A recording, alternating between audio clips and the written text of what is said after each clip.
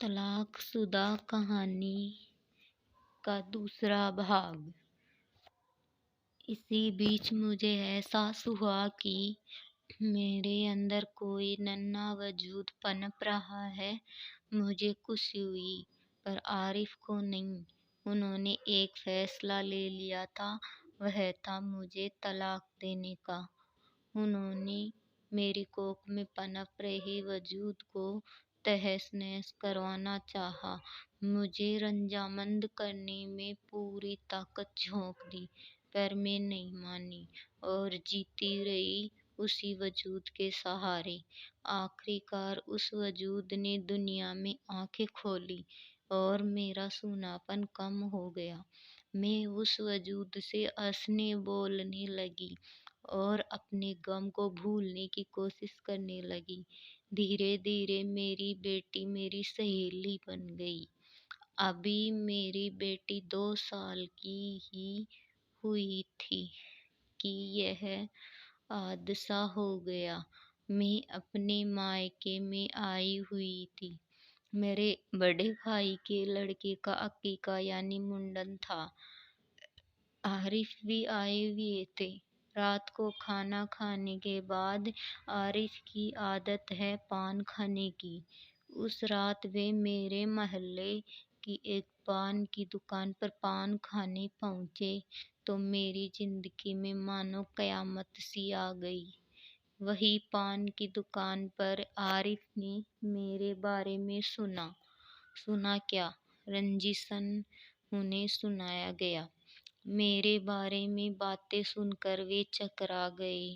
گرتے پڑتے وہ گھر واپس آئے تو میں ان کے چہرے کو دیکھ کر بھانپ گئی کہ ہو نہ ہو کوئی انہونی ہوئی ہے۔ میں ان کے پاس پہنچی، پوچھنے لگی کہ کیا بات ہے۔ عارف کچھ نہیں بولے، میرے گھر چپ چاپ ہی رہے، گمسم سے۔ پر دوسرے دن گھر آ کر کوہرام مچا دیا۔ ایسا کوہرام کہ پاس پڑوس کے لوگ اکٹھا ہو گئے۔ مسجد کے پیش امام صاحب، مدرسے کے مولانا اور مفتی جیسے بڑے لوگ بھی بلا لیے گئے، اور میرے گھر سے میرے والد صاحب و دونوں بھائی بھی۔ بیچاری امی بھی روتی پیٹتی ہوئی آئی۔ امی کو دیکھتے ہی میری آنکھوں سے آنسو جھرجھر بہنے لگے۔ امی نے مجھے گلے سے لگا لیا، سمجھ گئی کہ کیا ہوا ہوگا۔ باہر گھر کے سامنے چبوترے پر پوری پنچایت جمع تھی۔ مولانا صاحب میرے سسر سے بولے، حاجی صاحب آپ نے ہم سب کو کیوں یاد کیا ہے؟ کیا بات ہے؟ میرے سسر نے اپنا چہرہ جھکا لیا، کچھ بھی بول نہیں پائے۔ مولانا صاحب نے دوبارہ پوچھا، آخری بات کیا ہے حاجی صاحب؟ میرے سسر نے اپنا چہرہ دھیرے سے اوپر اٹھایا اور عارف کی اور سنکیت کیا، اس سے پوچھئے پنچایت اس نے بلائی ہے، میں نے نہیں۔ اب مولانا صاحب نے عارف سے پوچھا، عارف بیٹا بات کیا ہے؟ کیوں زحمت دی ہم لوگوں کو؟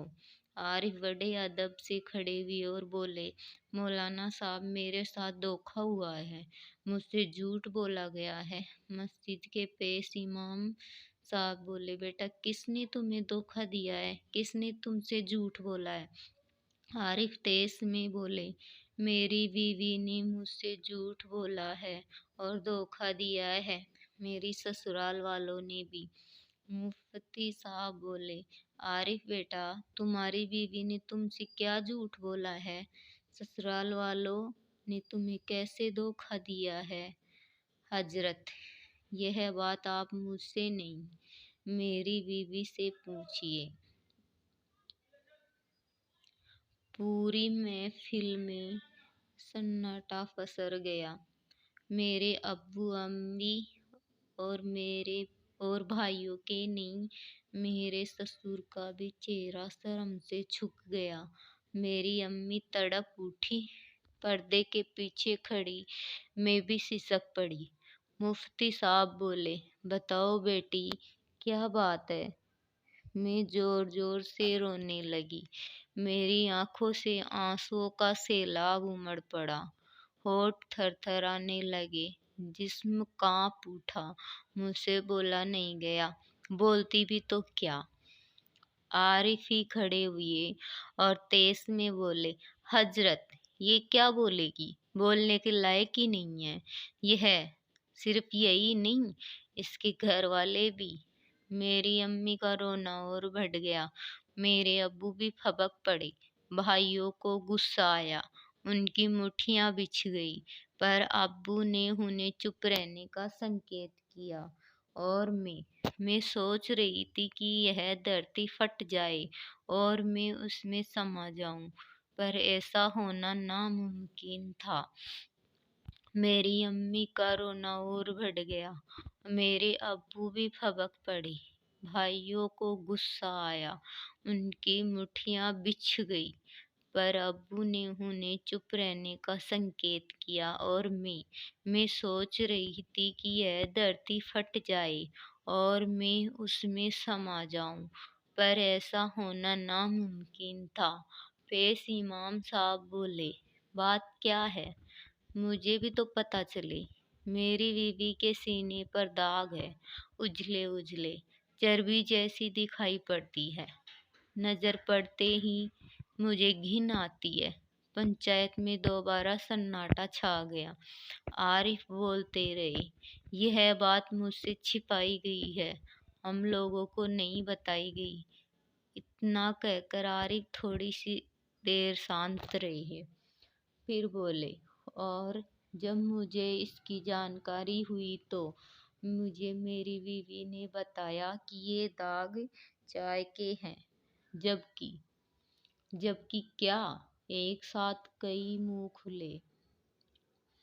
पंचायत में- जबकि ये दाग तेजाब के हैं। पंचायत में खलबली मच गई।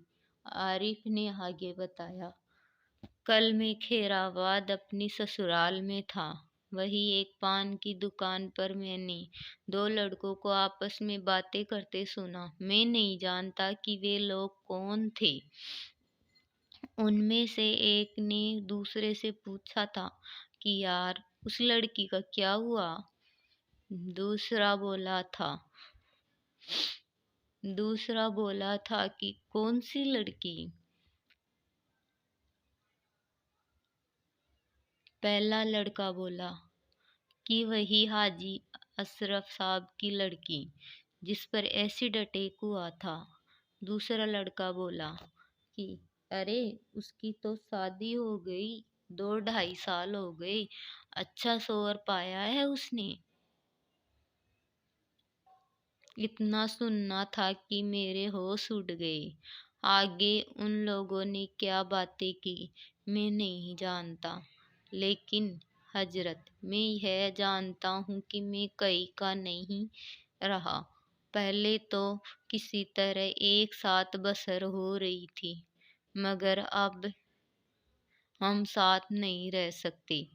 मुझे इस झूठी औरत से निजात दिलाइए। आरिफ अपनी बात पूरी करके बैठ गई। पंचायत में खाना कानाफूसी होने लगी। थोड़ी देर बाद मुफ्ती साहब बोले, हाजी साहब, आप कुछ बताएंगे, क्या मामला है। हमें कुछ समझ नहीं आया। एसिड अटैक कब और क्यों। मेरे अब्बू हिम्मत करके खड़े तो हुए, पर थर थर कांपने लगे। उनसे बोला नहीं गया। अम्मी भी बोलना अम्मी ने भी बोलना चाहा, उनसे भी नहीं बोला गया। बस खड़ी खड़ी रोती रही। आखिरी में मैं खड़ी हुई। मैं बोली, मेरे घर वाले धोखेबाज है या नहीं, मैं नहीं कह सकती। हाँ, मैं यह जरूर कह सकती हूँ कि मैं झूठी हूँ। मैंने झूठ बोला है। मुझे साफ साफ बता देना चाहिए था इन दागों के बारे में। मैं बताना चाहती भी थी, मगर मुझे कोई सूरत नजर नहीं आ रही थी। सुन रहे हैं आप, मैं बोली। आरिफ ने खड़े होकर बड़े गुस्से में कहा, यह और इसके घर वाले बड़ी इसी तरह लच्छेदार बातों में उलझा देते हैं, झूठ पर झूठ बोलते हैं, झूठे धोखेबाज कहीं के। मुफ्ती साहब बोले, आरिफ खामोश रहिए, अदब से पेश आइए। आरिफ सटपटा कर बैठ गई। मुफ्ती साहब ने मुझसे पूछा, बेटी दाग का राज क्या है, बताएगी आप? मैं फबक पड़ी। ऐसा लगा जैसे दाग ढेक उठे, जलन पूरे शरीर में दौड़ गई।